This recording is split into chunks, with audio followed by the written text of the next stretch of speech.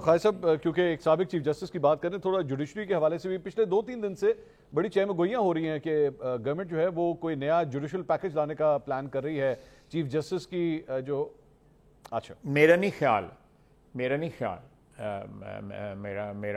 ख्याल मुझे मैं 100% कंफर्मेशन के साथ नहीं कह सकता, लेकिन मेरा ख्याल है कि ये ऐसी कोई बात नहीं है। ये बुलाया गया है इजलास और बीच में जॉइंट सेशन भी है, तो हमारी लेजिस्लेशन है, इंपॉर्टेंट लेजिस्लेशन आ रही है।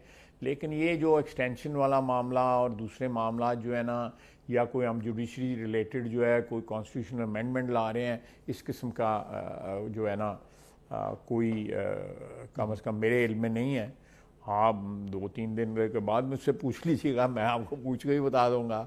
या हो सकता है वेडनेसडे को जॉइंट सेशन है, वेडनेसडे को जो है सारा कुछ सामने आ जाएगा। लेकिन कोई ऐसी खाई साहब एक्चुअली ये जो जुडिशरी रिलेटेड अगर कोई एक मिनट आप कि अगर कोई सोच रहा है कि हम जुडिशरी के जो क्या कहते हैं, we are clipping their powers, जो भी एक पावर या इख्तियारात जो हैं, बिल्कुल नहीं। हम ऐसी कोई कथित तौर पे बात नहीं। हमें जुडिशरी का एहतराम है। अल्लाह करे जुडिशरी भी पार्लियामेंट का उतना ही एहतराम करे। पार्लियामेंट जो है वो मदर ऑफ कॉन्स्टिट्यूशन है, तो ये सारे अदारे जो है एक दूसरे का एहतराम करें। तो मेरा ख्वाजा साहब लग इस तरह रहा है कि आपकी गवर्नमेंट एक्चुअली अपने आप को पोजीशन कर रही है इस तरह, और मैं एक्चुअली कंपैरिजन कर रहा हूँ, जिस तरह शुरू में प्रोग्राम के आगाज में मैंने वो आपको जो ऑफर हुई थी उसका कंपैरिजन किया था। यहाँ पे भी इमरान खान साहब के हवाले से कहा जा रहा है कि चूंकि उन्होंने अपनी पोजिशनिंग जो है वो मौजूदा आर्मी चीफ के खिलाफ कर ली थी, उनकी तैनाती के अगेंस्ट कर ली थी, जिसकी वजह से आपस में इतने रिफ्ट हो चुके हैं कि आपस में मिलना बहुत मुश्किल है। आपको नहीं लग रहा कि हुकूमत भी एक्चुअली आने वाले चीफ जस्टिस मंसूर अली शाह साहब के हवाले से अपनी पोजीशनिंग इस तरह कर रही है कि आने वाला वक्त जो है वो काफी टर्बुलेंट हो सकता है मौजूदा हुकूमत के लिए? देखिए, ये आपका एक तजिया है, एक सियासी नकाद होने की हैसियत से, क्रिटिक होने की हैसियत से, और मैं उसको रिस्पेक्ट करता हूँ। लेकिन हमारा अगर किसी फ़ैसले से इख्तलाफ भी है, या फ़ैसला जो है जो पॉलिटिकली हमारे ख़िलाफ़ भी आया हुआ है, दैट डजंट मीन कि उस चीफ जस्टिस के ख़िलाफ़ या उस जज के ख़िलाफ़ जो है को हम अपना कोई महाज बना लें या उनके मुतल्लिक़ कोई इस किस्म की कानून साजी की सोचें कि ताकि उनके कोई रास्ते रोके जाएँ। कतई तौर पे नहीं है। मैं एब्सोल्युटली कॉन्फिडेंस के साथ आप कह रहा हूँ, कोई ऐसी बात नहीं है।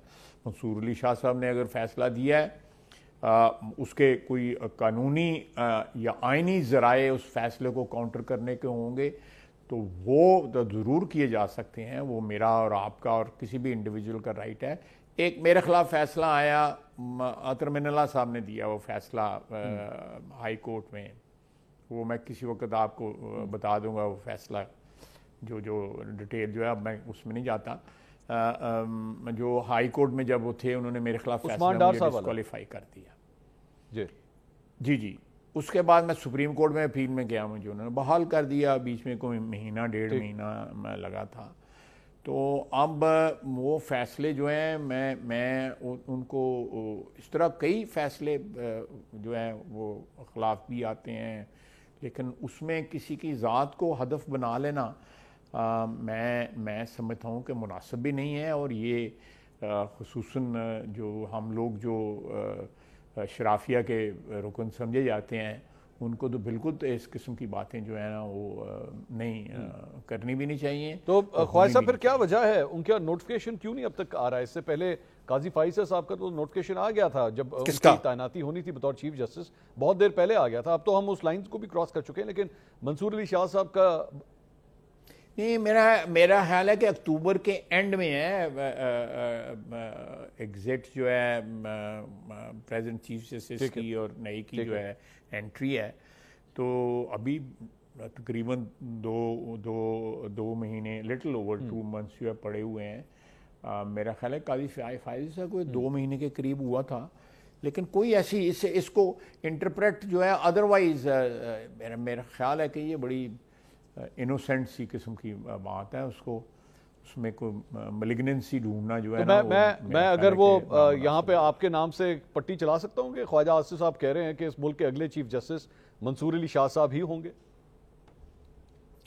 नहीं नहीं, मैं देखें देयर इज कुछ क्या कहते हैं, स्लिप इन द कप। मैं समझ गया।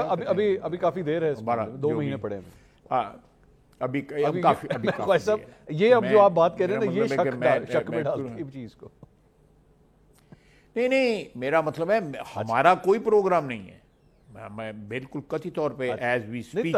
सारे प्रोग्राम आपके नहीं होते ना खाया साहब, सारे प्रोग्राम आपके नहीं होते, कुछ प्रोग्राम कहीं और भी बनते हैं। नहीं, मैं आगे नहीं, मेरी आगे मैं अगर मैं और ना मैं एक्सपेक्ट करता हूँ, मैं इसको अपनी स्टेटमेंट को क्वालिफाई भी कर देता हूँ ना, मैं एक्सपेक्ट करता हूँ कि इस किस्म का कोई प्रोग्राम होगा। क्योंकि देखें, मैं जिस तरह मैंने आपको कहा है कि कोई रास्ता ढूंढना चाहिए कि ये जो 2 पिवटल अदारे हैं, अदलिया और पार्लियामेंट जो है, इनके अगर हालात जो हैं दोनों अदारों के ठीक हो जाएं, जो नहीं ठीक, मैं बिल्कुल बरमला इसका एतराफ़ करता हूँ, तो मेरा ख्याल है कि बहुत सी हमारी प्रॉब्लम्स जो हैं जो इस वक्त हम फेस कर रहे हैं वो हल हो जाएंगी। अगर एक आधा कोई पॉइंट आप बता सकें कि प्रॉब्लम क्या है, मतलब स्टिकिंग एरिया कौन सा है? प्रॉब्लम जो है जी, मेरी नज़र में तो मैं समझता हूँ कि जुडिशरी जो है वो हमारी टर्फ पे जो है बहुत ज़्यादा ट्रेस पास कर रही है। एक नहीं, कई मसालें ऐसी मौजूद हैं, नॉट ओनली अभी की मैं बात नहीं कर रहा, मैं पुरानी बात भी कर रहा हूँ कि वो ट्रेस पास कर रही है, और वो पाकिस्तान की पॉलिटिक्स में जो है वो उसकी मुख्तलिफ जो मोड़ आए हैं, उनमें जुडिशरी का जो है रोल सामने आपको नज़र आता है। आप देखें कि बेंच के ऊपर बैठ के खोसा साहब ने क्या रिमार्क्स किए मियां नवाज शरीफ के बारे में। आई थिंक इतनी बड़े ओहदे के ऊपर, माजरत के साथ, इतने बड़े ओहदे के ऊपर लोगों को अपनी ज़बान जो है बैठ के, उस कुर्सी पे बैठ के अपनी ज़बान काबू में रखनी चाहिए। उनकी ज़बान से उनके जो इरादे हैं या इंटेंशंस जो हैं वो ज़ाहिर नहीं होने चाहिए। मेरे हो सकता है आप डिसएग्री करें, लेकिन मेरा ख्याल है कि मुझे अगर अल्लाह ने कोई इज़्ज़त दी हुई है तो मैं कम से कम उसका ख्याल करूं, उसको प्रोटेक्ट करूं, बजाय इसके कि मैं रोल मॉडल बन जाते हैं ना। चीफ जस्टिस ऑफ पाकिस्तान जो है वो रोल मॉडल बन जाता है ना।